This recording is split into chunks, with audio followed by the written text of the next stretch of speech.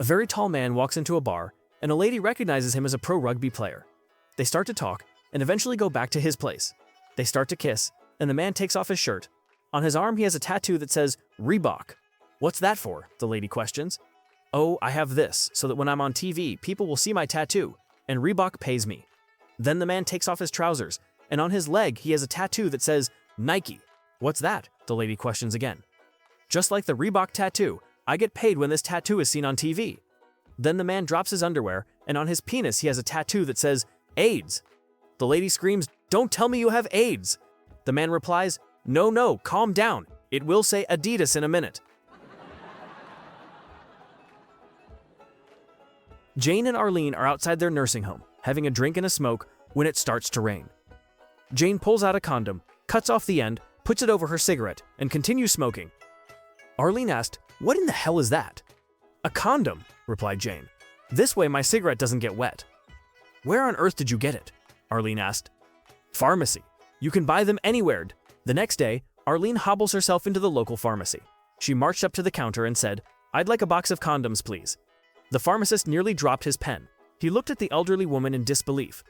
Clearing his throat, he stammered, What size, brand, or texture would you prefer? Arlene waved her hand dismissively. Doesn't matter, Sonny, just as long as it fits on a camel. The pharmacist fainted. One day in class, the teacher walked to the blackboard and noticed someone had written the word penis in tiny letters. She turned to the class, scanned the boys and girls, looking for the guilty face. Finding none that looked guilty, she quickly erased it and began her class. The next day, she entered the classroom and noticed, in larger letters this time, the word penis on the blackboard. Again, she looked around the classroom in vain for the culprit, but found none. And so the teacher quickly erased it again and proceeded with the day's lesson. Every morning for about a week, she found the same word written on the blackboard, each day written larger than the previous day. Finally, one day she walked into the classroom, expecting to be greeted by the same word on the board. Instead, she found scrawled in its place, The more you rub it, the bigger it gets. A naval officer and his brother Rupert, who happened to be an army officer, were talking about where to go on leave. Rupert always took his brother's advice, due to being in the Navy, and where was the best places to go. Rupert said, This year I'm going to do it a little different. The last few years I took your advice about where to go. 3 years ago you said to go to Hawaii.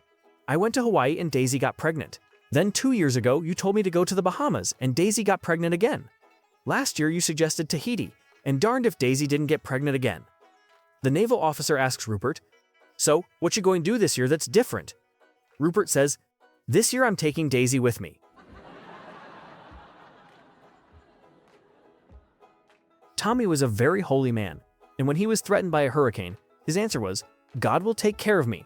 The hurricane arrived, and as the water began to flood the buildings, a man in a rowboat knocked at Tommy's door to help him. Thank you for your concern, said Tommy, but God will take care of me. Water was now in Tommy's basement and rising quickly. A hovercraft came and offered Tommy a lift to the rescue center. No thank you, said Tommy.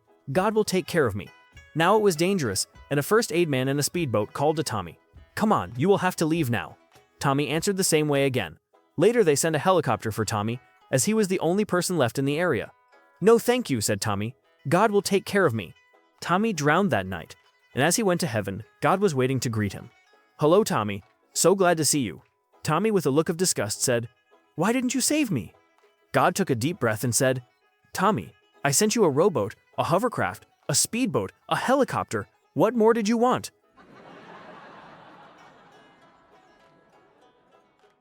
A man and a woman were sitting beside each other in a restaurant. The woman sneezed, took out a tissue, wiped her nose, then visibly shuddered for 10 to 15 seconds. The man went back to reading his paper. A few minutes later, the woman sneezed again, took a tissue, wiped her nose, and then shuddered violently once more. Assuming that the woman might have a cold, the man was still curious about the shuddering. A few more minutes passed when the woman sneezed yet again. As before, she took a tissue, wiped her nose, her body shaking even more than before. Unable to restrain his curiosity, the man turned to the woman and said, I couldn't help but notice that you've sneezed 3 times, wiped your nose, and then shuddered violently. Are you okay? I am sorry if I disturbed you. I have a very rare medical condition. Whenever I sneeze, I have an orgasm. The man, more than a bit embarrassed, was still curious. I have never heard of that condition before, he said. Are you taking anything for it? The woman nodded. Yeah, pepper.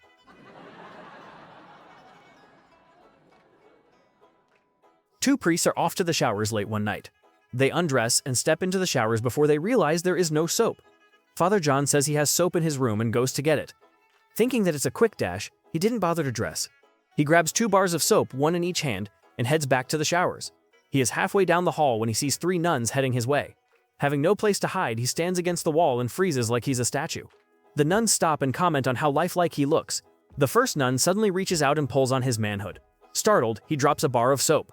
"Oh look," says the first nun, "it's a soap dispenser." To test her theory, the second nun also pulls on his manhood. Sure enough, he drops the second bar of soap. Now the third nun decides to have a go. She pulls once, then twice, and 3 times, but nothing happens. So she gives several more tugs, then yells, "Holy Mary, Mother of God, hand lotion too?"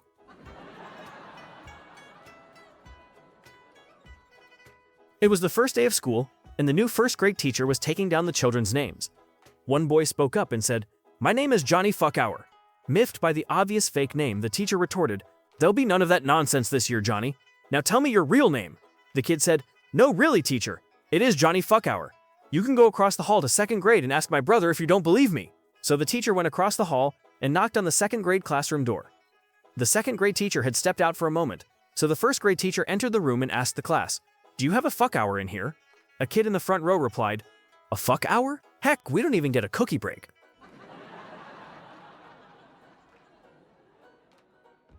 A man and his wife were having hard financial times, so they decided she could make money as a prostitute. Being new and not quite sure what to do, she asked her husband what to do. He explained, "Stand in front of that bar and pick up a guy. Tell him $100. If you've got any questions, I'll be parked around the corner." Not 5 minutes go by when a man pulled up and asked, "How much?" $100, the woman announced. "Damn, all I've got is 30, the man sighed. "Hold on," said the woman, and she ran back to her husband. "What can he get for $30? "You can use your hand to jerk him off," he replied. She ran back and told the guy that all he could have for $30 was a hand job. He agreed, so she got in the car and unzipped his pants. Out popped an incredibly large pecker. It was the biggest she had ever seen. She stared at it for a minute and said, "I'll be right back." She ran back around the corner to her husband and said, "I need you to loan this guy $70. A woman was walking down the street when she was accosted by a particularly dirty and shabby-looking homeless woman who asked her for a couple of quid for dinner. The woman took out her purse, took out 10 pounds, and asked, "If I give you this money, will you buy some wine with it instead of dinner?" "No, I had to stop eating chocolate years ago," the homeless woman told her. "Will you use it to go shopping instead of buying food?" "No, I don't waste time shopping. I spend all my time trying to stay alive." "Will you spend this on a beauty salon instead of food?" "Are you nuts? I haven't had my hair done in 20 years. "Well," she said, "I'm not going to give you the money. Instead, I'm going to take you out for dinner with my husband and me tonight." The homeless woman was shocked. "Won't your husband be furious with you for doing that? I know I'm dirty and I probably smell pretty disgusting." The woman said, "That's okay. It's important for him to see what a woman looks like after she has given up shopping, hair appointments, and chocolate."